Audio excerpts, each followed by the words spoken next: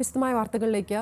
Janata Dal S Kerala ഘടകം പുതിയ party രൂപീകരിക്കും. പാർട്ടി രൂപീകരണത്തിനുള്ള അനുബന്ധ കാര്യങ്ങൾ ചർച്ച ചെയ്യുന്നതിനായി ജനതാദൾ എസ് സംസ്ഥാന നേതൃയോഗം ചൊവ്വാഴ്ച ചേരും.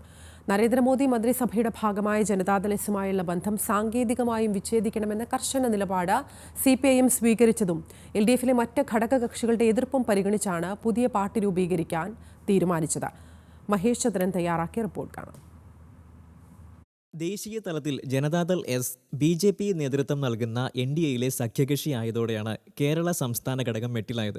അതേസമയം JDS കേരള ഘടകം ഇടതുമുന്നണിയിൽ തുടരുന്നതിൽ എതിർപ്പില്ലെന്ന നിലപാടാണ് ദേശീയ ഘടകം കൈക്കൊണ്ടത്. ലോക്സഭാ തെരഞ്ഞെടുപ്പിൽ കേരളം ഒഴികെയുള്ള സംസ്ഥാനങ്ങളിൽ BJP പതാകയ്ക്കൊപ്പമായിരുന്ന അതേ കൊടിയും ചിഹ്നവുമായിട്ടാണ് JDS പ്രവർത്തകർ ഇവിടെ LDFിന് വേണ്ടി പ്രവർത്തിച്ചത്. JDS ദേശീയ നേതാവായിട്ടുള്ള HD കുമാരസ്വാമി നരേന്ദ്രമോദി മന്ത്രിസഭയിൽ അംഗമാവുകയും ചെയ്തു.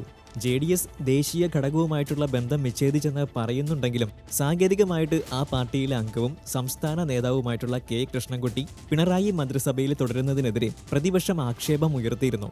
CPMും BJPയും തമ്മിലുള്ള അന്തർധാരയാണ് ഇതെന്നായിരുന്നു പ്രതിപക്ഷത്തിന്റെ ആരോപണം. നരേന്ദ്രമോദി മന്ത്രിസഭയിൽ അംഗമായ പാർട്ടിയുടെ കേരള ഘടകം കേരളത്തിൽ ഇടതുപക്ഷ മന്ത്രിസഭയിൽ തുടരുന്നതിലെ വൈരുദ്ധ്യം RJD അടക്കമുള്ള മറ്റ് ഘടകകക്ഷികൾ ഉയർത്തുകയും ചെയ്തു. ഇതോടെ JDSുമായുള്ള ബന്ധം പൂർണ്ണമായിട്ടും സാങ്കേതികവുമായിട്ടും വിച്ഛേദിക്കാതെ LDF മന്ത്രിസഭയിൽ K കൃഷ്ണൻകുട്ടിക്ക് തുടരാനാകില്ലെന്ന നിലപാട് CPM നേതൃത്വം കൈക്കൊണ്ടു. ഇതോടെയാണ് ഒരു വർഷത്തോളമായിട്ട് ആലോചിക്കുന്ന പുതിയ പാർട്ടി രൂപീകരണത്തിലേക്ക് വീണ്ടും JDS സംസ്ഥാന നേതൃത്വം നീങ്ങുന്നത്. നിയമക്കുരുക്കില്ലാതെ എങ്ങനെയാണ് പുതിയ പാർട്ടി രൂപീകരിക്കേണ്ടതെന്നും നിലവിലെ 2 MLAമാരെ പുതിയ പാർട്ടിയുടെ ഭാഗമാക്കേണ്ടത് എങ്ങനെയാണെന്നും ചൊവ്വാഴ്ച ചേരുന്ന സംസ്ഥാന നേതൃയോഗം ചർച്ച ചെയ്യും.